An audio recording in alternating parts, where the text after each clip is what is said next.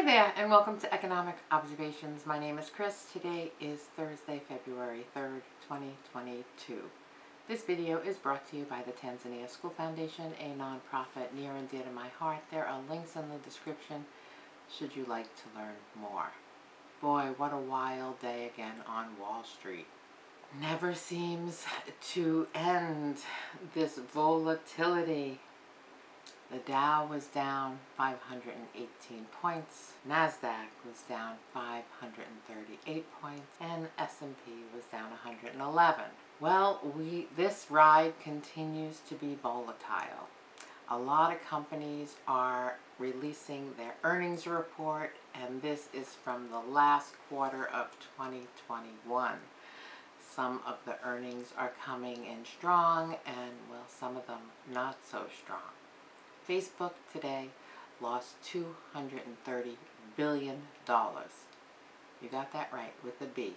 $230 billion in market cap. There were no winners in this. It went straight down. There were a lot of losers. $230 billion. And I can guarantee a lot of that, well, it was issued by the Fed, and it's our taxpayer dollars. Just wiped out. They are losing user bases, and I guess they are blaming some of their woes on Apple's tracking or something like that. Right now, the futures are all up, even though there was news today that 238,000 more people lost their job. Tomorrow, the job numbers for January come out, and I guess we are all waiting with bated breath to see how many jobs were lost in January. The big story today I want to talk about is not Facebook. It is the potential for a huge food shortage globally. Soaring prices of natural gas, and while we see oil was over $90 a barrel today, natural gas is one of the key ingredients of making fertilizer. Right? Fertilizer is used by just about every country in the world. A lot of it is exported, a lot of it is kept inside, but the price of fertilizer has gone through the roof. And many people are potentially going to try and have a season this year without fertilizer. Some are going to reduce their fertilizer to save money, and some are just going to forego growing anything. Now, many of you know I built a school in Tanzania. I lived there for quite a while. Our school is in a farming village. I was talking to my colleague this afternoon, and he told me that many of the farmers have not started to prepare their land for farming this year. Mostly they grow maize, but they are subsistence farmers, and he said they can't even afford the bulls with their tractor pull or whatever they use to cultivate the land prior to planting. And many of them just can't afford the seeds to plant. And then you have the fertilizer problem. There is a global shortage of nitrogen fertilizer, and it's driving prices to record levels, prompting North America's farmers to delay purchases and raising the risk of a spring scramble to apply the crop nutrient before planting season. Yes, many farmers in the United States are waiting for the price to come down. The price is exorbitant, and they're hoping that if the price comes down and they wait to order it until spring rather than ordering it now, they may save some money. But what's at risk is the supply chain problem. The supply chain, if all farmers across this country decide to wait and see, well, then they might not get it in time. So that is one big problem. It says here, farmers apply nitrogen to boost yields of corn, canola, and wheat. Higher fertilizer costs could translate to higher meat and bread prices. So you think it's expensive now? Just wait and see. You know, 2022 was the year that everything was supposed to go back to normal. Exceedingly high fertilizer prices and a reduction of agricultural output in Africa alone, equivalent to the food needs of 100 million people.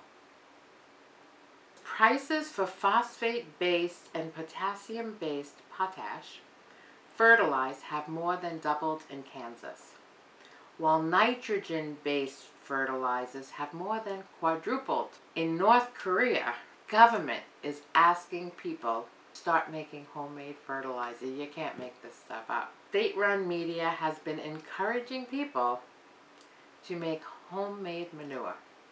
That residents had started producing fertilizer from human waste. There's another major shortage, and that is the global chip supply, and it is mostly affecting car manufacturing and medical devices, and they are saying that in 2021 the lack of chips resulted in $210 billion in lost revenue. Well, after Facebook lost $230 billion today in one day, $210 billion doesn't seem like that much, does it? But anyway, the car manufacturers are saying that $210 billion in potential sales due to chip shortages was lost last year. Automakers produced nearly 8 million fewer cars last year. 8 million. We are building some semiconductor chip plants in Arizona, I believe, but it is going to take a while for that to get up and running. Perhaps maybe not until 2024. Taiwan is responsible for 63% of all manufactured chips to the United States. Interesting too, I was at my local supermarket today and all the meat was packaged in these vacuum packed packages now, and it is no longer in the little styrofoam bottom with saran wrap over it. It's all pre-packaged, and I was talking to someone who works there and they said there are no more butchers in the supermarket. Everything is delivered to them, pre-packaged, pre-priced, and it goes to, distributed through all the stores. So how many butchers or meat packers or whatever you call them in the supermarket have lost their jobs? That's what's going on today. And I'm going to read a little passage from about 90 years ago. August 8th, 1931. My brother Morris has been out of work now for almost 2 years and can't find a thing to do. He is an engineer and draftsman. Jerome Berger was laid off by Truscott Steel Company 2 months ago, and he's not very optimistic. Joe is still at Truscott, but afraid for his job. He says the air is tense and men are being discharged every day. The Chicago Tribune announces that 100 theaters in Chicago and its vicinity will close. This is because of the tremendous overbuilding of theaters during the last 5 years in the boom. Each producer built his own chain of theaters and brought the real estate at fancy prices.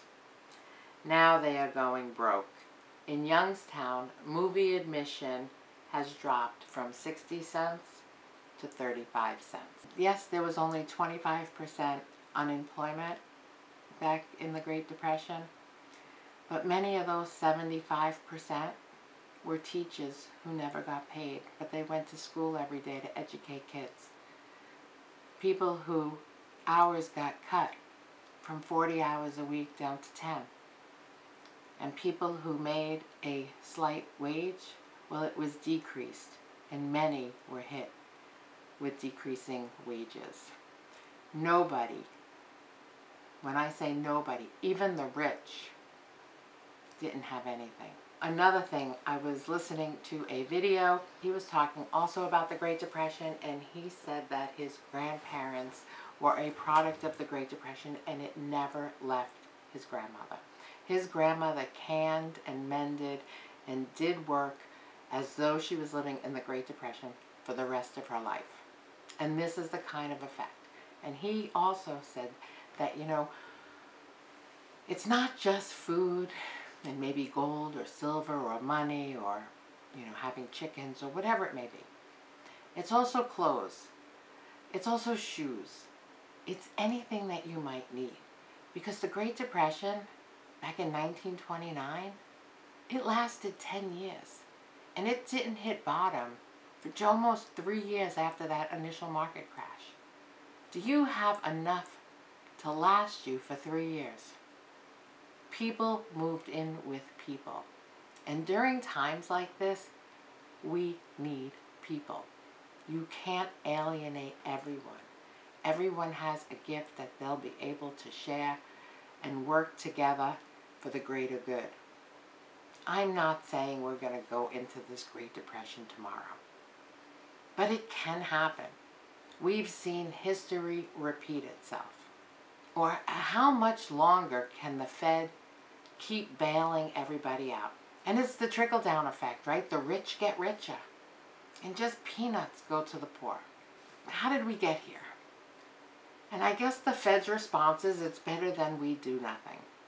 Right? We know that it overinflates everybody and the wealth disparity grows larger and larger. Ask the Fed how they can unwind this.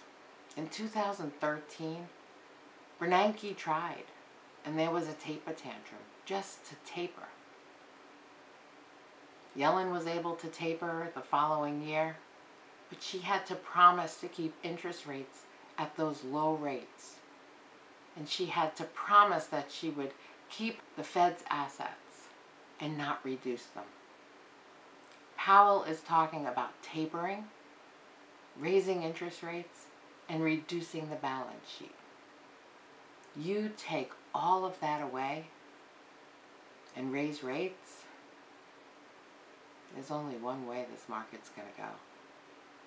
Our life will change unless the Fed intervenes again. I mean, I was watching something from June of 2021, and the Fed was talking about slowing down quantitative easing and raising interest rate. Well, by golly, that was 8 months ago. Whether it's hyperinflation or a severe depression and deflation, who the hell knows what's going to happen? But how does this end? How does it end? We've been doing this for over a decade. You can't keep making something like alchemy out of nothing. And there's going to be a price to pay for it. Because it's over $30 trillion now. That's not including Social Security and Medicare. That's not including local and state municipalities, which is over another $3.5 trillion. How do we get out of this? Can we get out of this? I don't know. But it's something really to think about. There are some people living in the dark that have no clue what's going on. They just think that printing press is going to go and there's, no ramifications that it can go on forever. All right. Well, on a brighter note, be kind. Call someone and tell them you love them. Thanks for watching. As always, I appreciate you. If you wouldn't mind liking this video and hitting subscribe, I would really appreciate it. I will talk to you again real soon, and I look forward to each and every one of your comments. Thanks for watching.